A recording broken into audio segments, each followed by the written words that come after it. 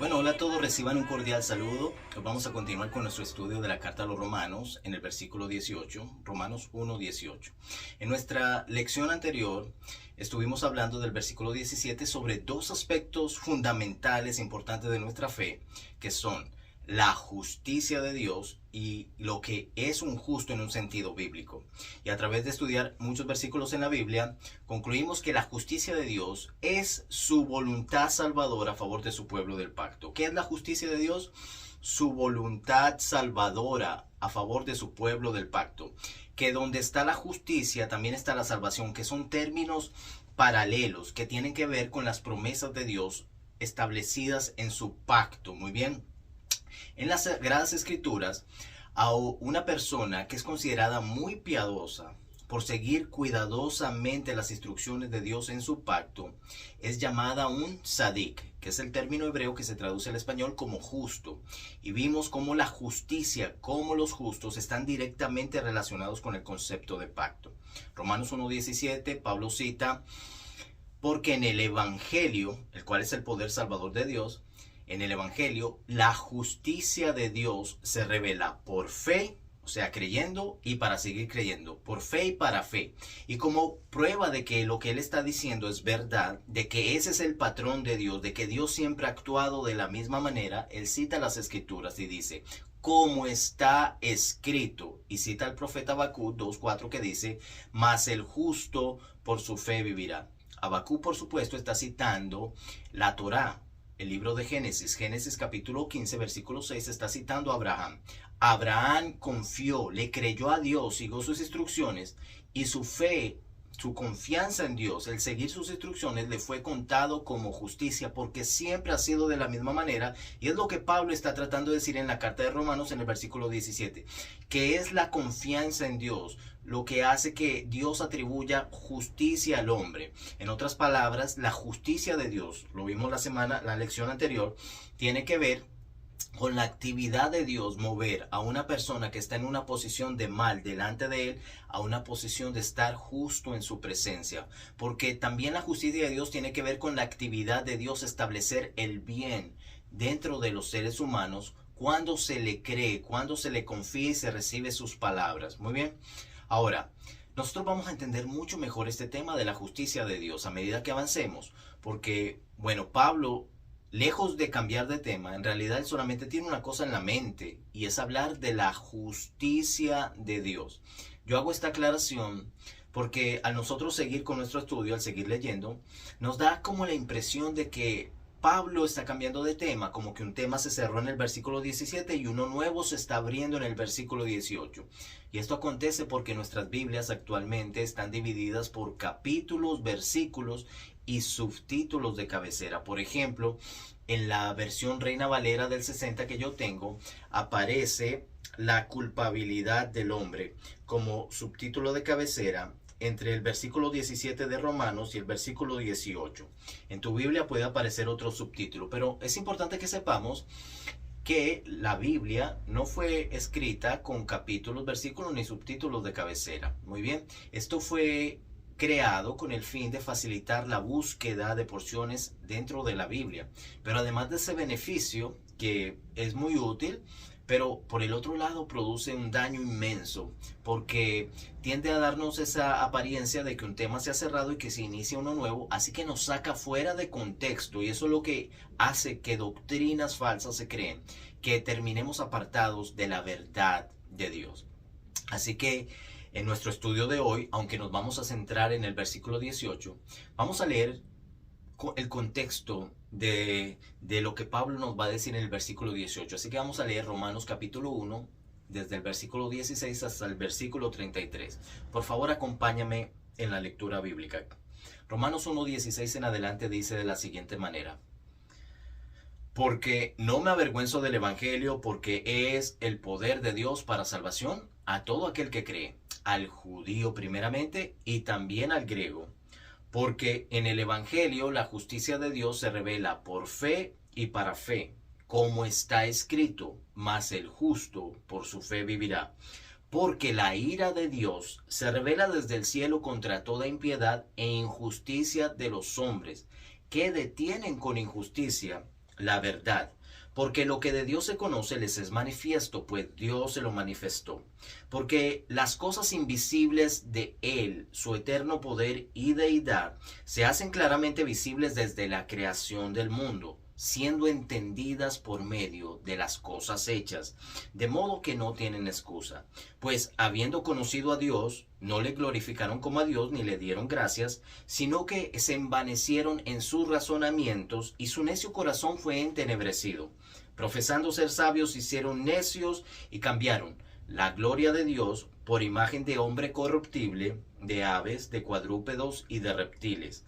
Por lo cual también Dios los entregó a la inmundicia en la concupiscencia de sus corazones, de modo que deshonraron entre sí sus propios cuerpos, ya que cambiaron la verdad de Dios por la mentira, honrando y dando culto a las criaturas antes que al Creador, el cual es bendito por los siglos. Amén.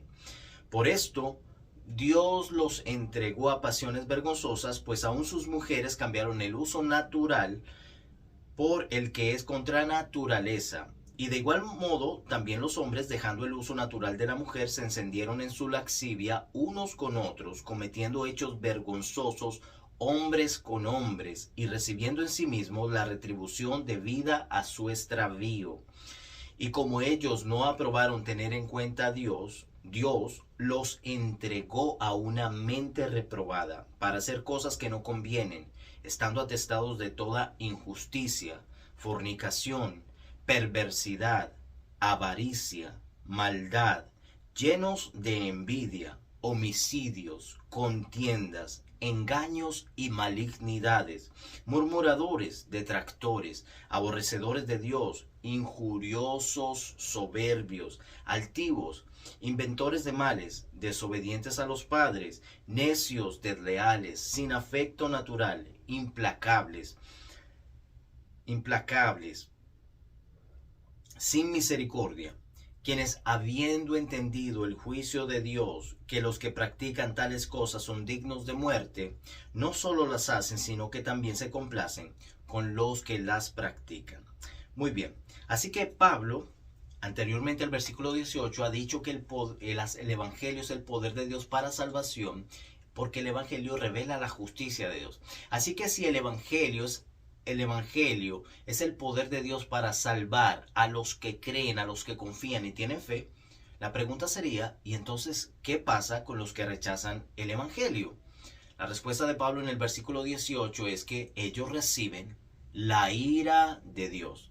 Pero vamos a detenernos acá porque en realidad, pues este es un tema tabú para el cristianismo en general, tanto catolicismo como pentecostales y evangélicos, en general todo el cristianismo, las más de 50,000 denominaciones que existen en el mundo hoy por hoy.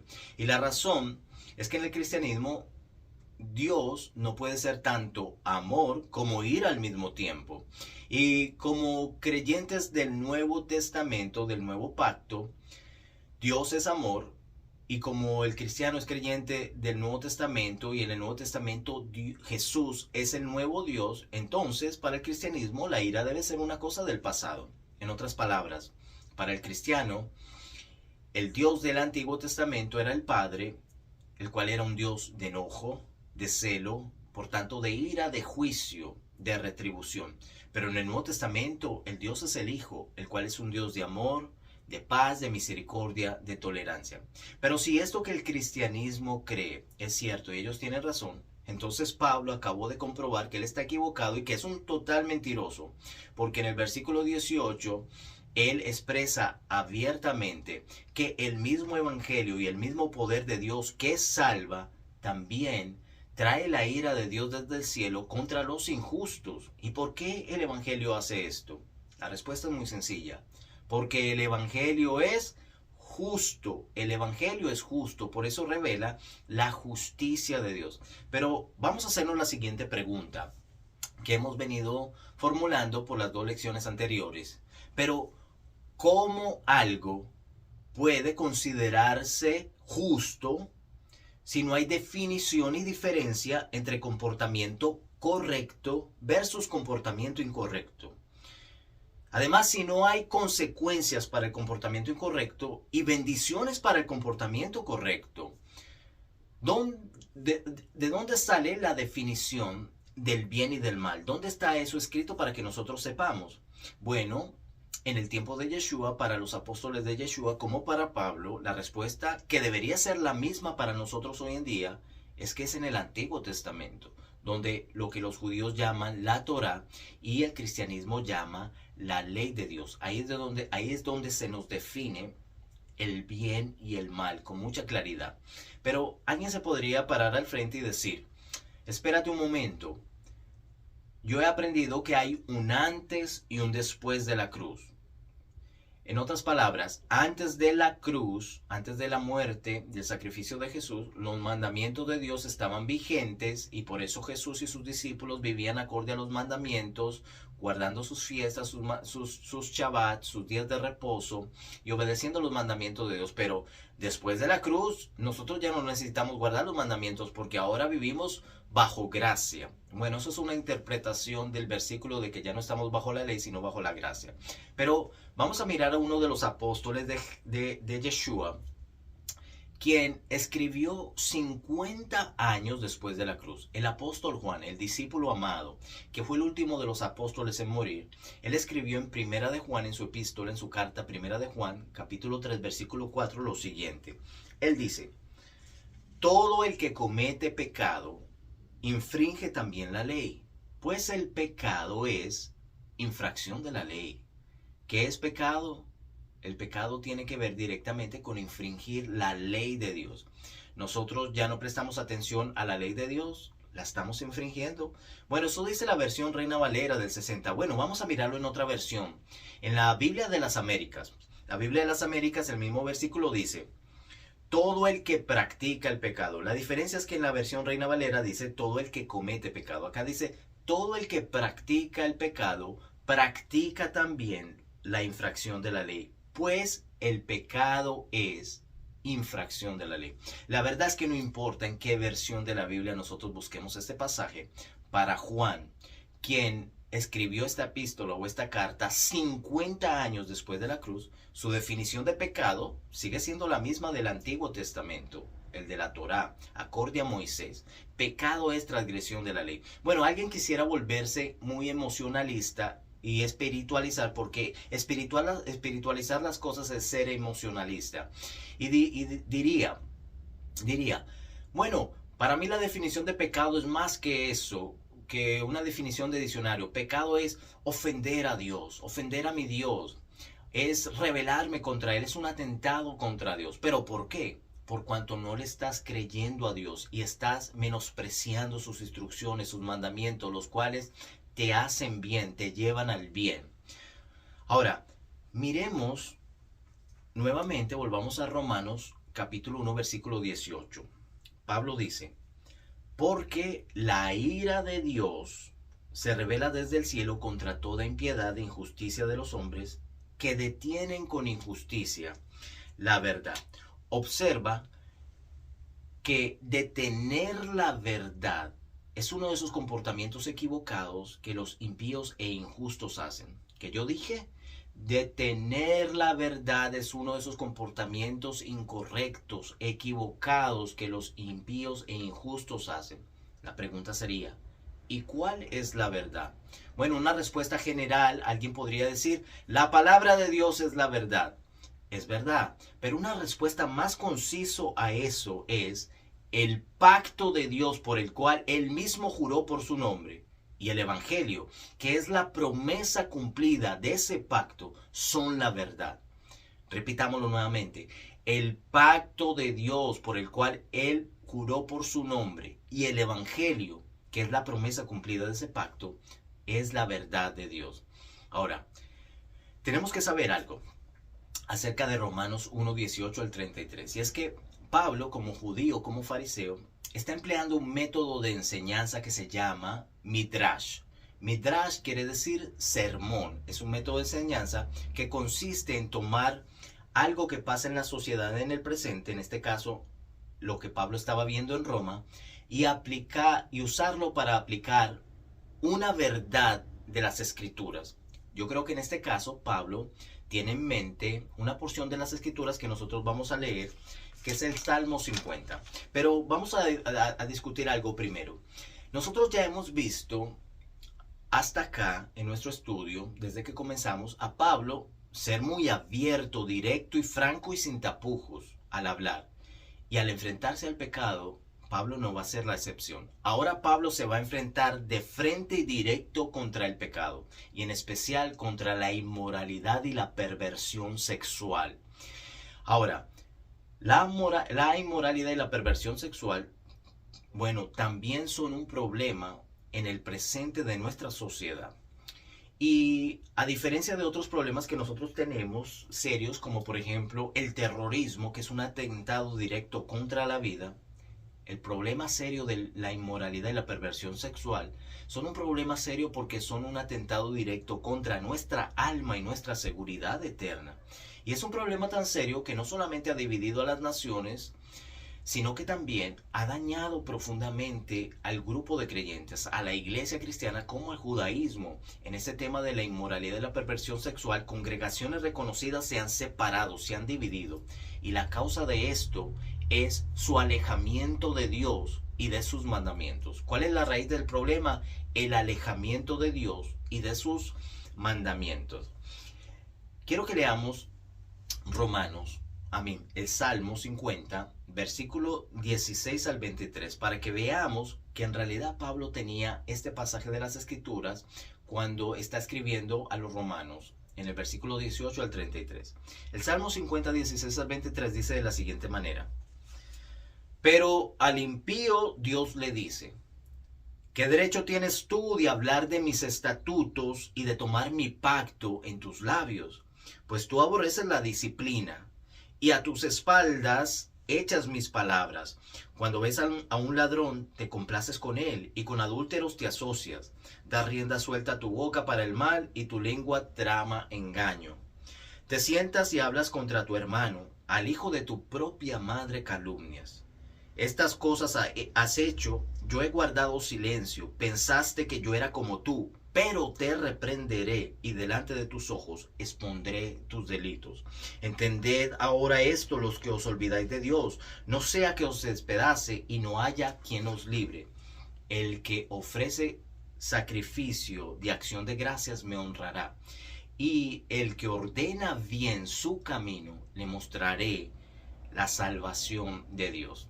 Nota cómo el salmista pregunta: ¿qué derecho tiene alguien de tomar mis pactos, de depender de mis pactos, cuando aborrece mis mandamientos, mi disciplina, y lo que hace es tirar tras sus espaldas como si no fueran nada mis palabras? En palabras modernas, esto sería: ustedes dicen que son salvos en el nombre de Jesús, sin embargo no quieren obedecer mis leyes divinas y rechazan mis mandamientos. Porque al final del salmo, el salmista dice: el que ordenare bien su camino, Dios le mostrará su salvación. En otras palabras, ¿acaso no es el que hace el bien, el que hace lo correcto, el que sigue lo bueno, por tanto desecha lo malo, a quien Dios guía la salvación? Pero si nosotros desechamos la Torah y sus mandamientos, entonces nosotros ¿cómo vamos a saber lo que agrada y lo que desagrada a Dios? Porque es solamente en su Torah, en su palabra, en las Sagradas Escrituras, a través de Moisés, donde Dios nos define el bien y el mal. Ahora, esta es la conclusión de Pablo de Romanos capítulo 18 al 33. Y es que la persona que le da la espalda a Dios y a sus mandamientos se está exponiendo a un proceso degenerativo de degradación moral. Y esto acontece porque en la dureza de su corazón, en su rebeldía, él o ella no se dan cuenta que este proceso de degradación moral está ocurriendo. Y esta también fue la declaración final de nuestro Señor y Salvador Yeshua, quien en Mateo capítulo 24, versículo 12, él declaró y dijo: y por haberse multiplicado la maldad, el amor de muchos se enfriará. Es bueno que sepamos que esa palabra maldad en griego es anomía, que se traduce como vivir sin ley. Fue traducida como maldad, pero significa vivir sin ley. Por tanto, Yeshua está diciendo: y por haberse multiplicado los que viven sin ley, por el alejamiento de la ley de Dios, el amor de muchos se enfriará. Pero esta degradación más a menudo acontece porque en su degradación él o ella parece estar sano, creen que estar sanos y en sintonía con una sociedad que presume de ser buena y honesta, y también está en sintonía con un gobierno que presume de ser la fuente de la verdad moral. En otras palabras, para el que hace lo malo, para el injusto, todo está bien porque todos los demás están haciendo lo mismo. Ahora, nuestra enseñanza en lo que dice Pablo es que esto también afecta a los de la fe, de millones dentro del judaísmo y dentro del cristianismo, que por tanto tiempo le han dado la espalda a Dios y a sus mandamientos por seguir sus propias doctrinas, interpretaciones y teologías. Sin embargo, ellos creen que están haciendo lo correcto. Ahora, la declaración de Pablo de que el pecado y la inmoralidad son el resultado de darle la espalda a Dios y a sus mandamientos es general, o sea, no solamente afecta al mundo, también afecta dentro de la fe, dentro del cuerpo de creyentes. Pero nosotros tenemos que reconocer que obviamente Pablo está escribiendo esta carta a los creyentes gentiles de Roma, por lo que es muy factible que Pablo se haya dado cuenta de que este problema estaba afectando a los creyentes en Roma, por lo que él debe estar tratando de prevenir o corregir a creyentes que se encuentran atrapados en esta situación. Sin embargo, la declaración de Pablo sobre el pecado y la inmoralidad sexual y el darle la espalda a Dios a sus mandamientos, Pablo no lo está escogiendo un grupo específico a quien le está hablando. En este caso, en la carta a los romanos está dirigida tanto a los creyentes gentiles como a los judíos. Y unas veces él está hablando directamente a los gentiles y otras veces a los judíos. Pero en este caso, Pablo lo está explicando en general, porque no solamente son los gentiles quienes se enfrentarán a la ira de Dios por no conocer a Dios, sino que también los judíos, que no solamente rechazaron a Yeshua o rechazan a Yeshua porque no lo reconocen como el prometido por los profetas y Moisés, sino que también ellos se oponen a que otros judíos y otros gentiles acepten el evangelio. Para Pablo, ellos especialmente se están volviendo el objeto de la ira de Dios. Pero nosotros vamos a ver a Pablo sacando tiempo para explicarle a esos judíos por qué él dice eso. Y la razón es que en el judaísmo del segundo templo, en el tiempo de Yeshua, tenían una enseñanza muy arraigada, y es que ellos creían y enseñaban que por ser descendientes directos de judíos, por nacer como judío, eso te ponía en una posición de estar bien delante de Dios. Pero Pablo va a probar lo contrario. Nosotros vamos a llegar hasta acá, hasta nuestro estudio por el día de hoy, y en la lección que viene nosotros vamos a estudiar en el versículo 19 y el versículo 20. Por ahora sería bueno que nosotros meditemos en estas palabras. Vuelve a ver el video, te aconsejo que mires las lecciones anteriores. Por ahora yo deseo que el Dios de gloria, Jehová Tsidkenu, el Dios de Abraham, de Isaac y de Jacob, el Dios de justicia, te bendiga rica y abundantemente con su shalom, su paz, que es bienestar, prosperidad, salud y provisión y protección. En el nombre de Yeshua el Mesías, mientras caminas en pacto con él. Amén. Nos vemos en la próxima lección.